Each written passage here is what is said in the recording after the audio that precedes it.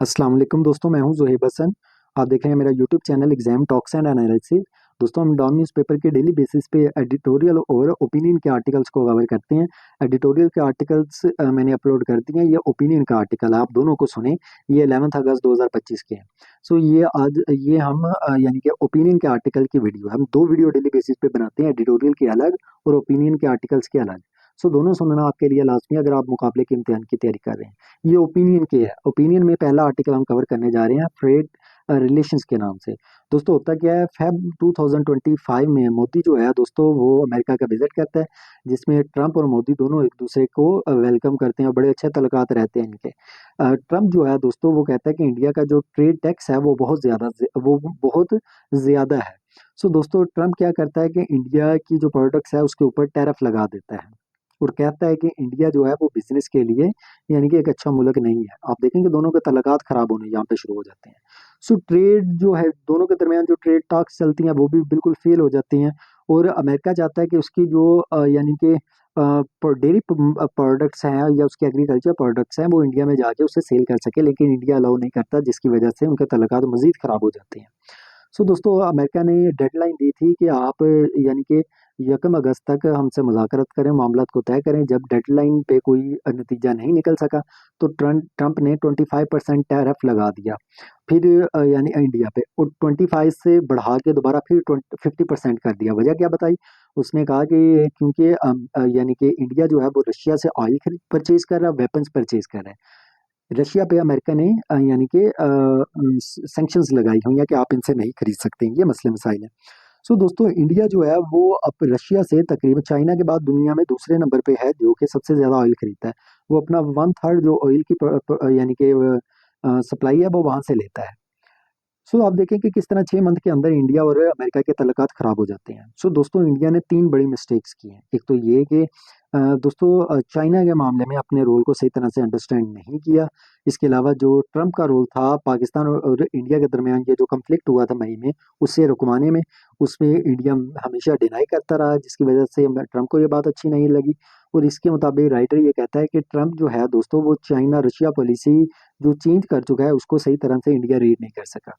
So India को अब जो इंडिया के पास चॉइसेस हैं, या तो वो टैरिफ को एक्सेप्ट करे और पॉलिटिकली चीज़ों यानी कि पॉलिटिकली अपना जो फीस है उसको उसमें इश्यूज यानी कि पॉलिटिकली उसकी कीमत अदा करनी पड़ेगी। और दूसरी बात यह इसको रिफ्यूज़ करे इस टैरिफ को और अपनी इकोनॉमी और अमेरिका के साथ तल्लुकात को रिस्क पे ले जाए। अब ये दो चॉइसेस है। सो इंडिया जो है वो स्टिल अभी भी रशियन ऑयल दोस्तों परचेज कर रहा है, इतना टैरिफ लगने के बावजूद भी वो अपने फार्मर्स को प्रोटेक्ट करने की कोशिश कर रहा है।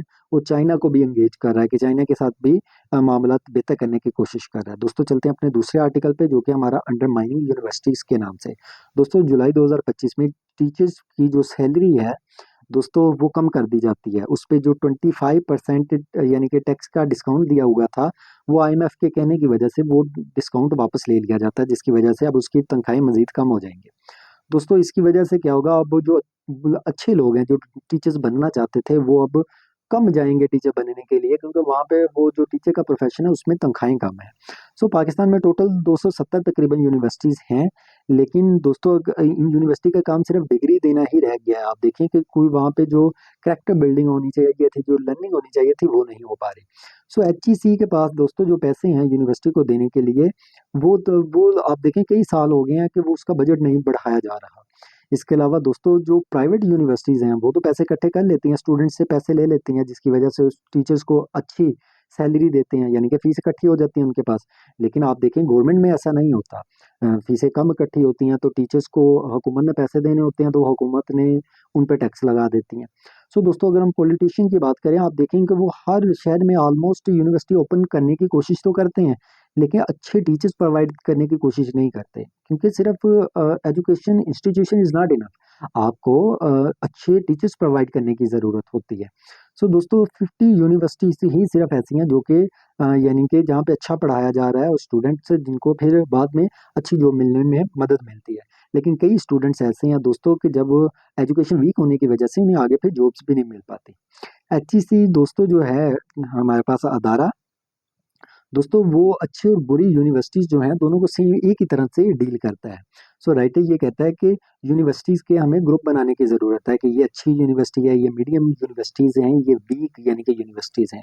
सो जो अच्छी यूनिवर्सिटीज़ हैं उन्हें आज़ादी देनी चाहिए कि वो काम करें इसी तरह से, ताकि वो आगे मूव आउट कर सकें। जो वीक यूनिवर्सिटीज़ हैं उनकी हुकूमत को मज़ीद हेल्प करने की ज़रूरत है, उनको मज़ीद इंसेंटिव्स देने की ज़रूरत है।